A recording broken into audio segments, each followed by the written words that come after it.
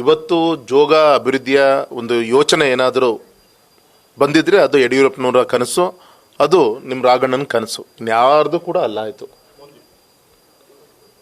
ಟೂರಿಸಮಿಂದ ಇಡೀ ರಾಜ್ಯಕ್ಕೆ ಬಜೆಟ್ ಇರೋದು 50 ಕೋಟಿ ಪ್ರವಾಸೋದ್ಯಮಕ್ಕೆ. ಚೆಕ್ ಮಾಡಿ, ಇವತ್ತು ಗೌರವಿತ ನಮ್ಮ ಸಿದ್ದರಾಮಯ್ಯ ಸರ್ಕಾರದಲ್ಲಿ 50 ಕೋಟಿ ಇಟ್ಟಿದ್ದಾರೆ.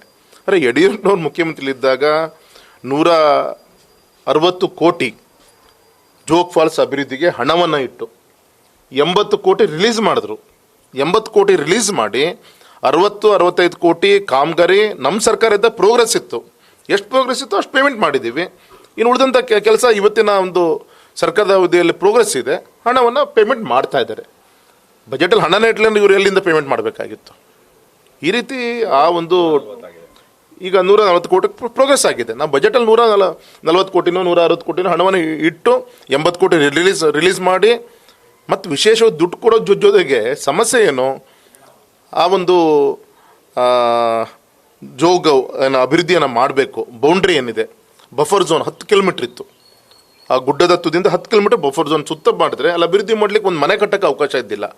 ಕೇಂದ್ರಕ್ಕೆ ಈ ಫೈಲನ್ನು ತೆಗೆದುಕೊಂಡು ಹೋಗಿ ಆ ಬಫರ್ ಝೋನನ್ನು 10 ಕಿಲೋಮೀಟ್ರಿಂದ 1 ಕಿಲೋಮೀಟ್ರಿಗೆ ಹಿಂಭಾಗಕ್ಕೆ ನಾವು ಸರಿಸಿದಂಥ ಪ್ರತಿಫಲವಾಗಿ ಇವತ್ತು ಅಲ್ಲಿ ಹಣವನ್ನು ಖರ್ಚು ಮಾಡಿ ಇವತ್ತು ಅಭಿವೃದ್ಧಿ ಮಾಡ್ತಾ ಇದ್ದೀವಿ.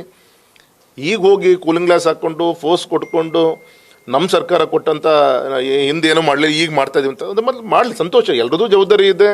ಅರೆ, ಇಲ್ಲದ್ದು ಸುಳ್ಳು ಹೇಳೋಂಥ ಅವಶ್ಯಕತೆ ಇಲ್ಲ. ಈ ಮುಂದಿನ ಪ್ರೋಗ್ರೆಸ್ ನೀವೇ ಮಾಡಿ, ಸಂತೋಷ.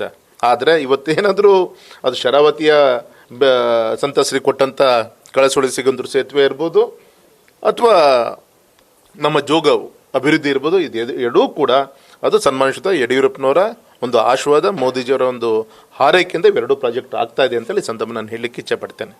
ಮೂರನೇದು, ನಮ್ಮ ಕೇಂದ್ರ ಸರ್ಕಾರಕ್ಕೆ ನಾನು ಈ ಸಂದರ್ಭದಲ್ಲಿ ಅಭಿನಂದನೆ ಸಲ್ಲಿಸ್ತೀನಿ.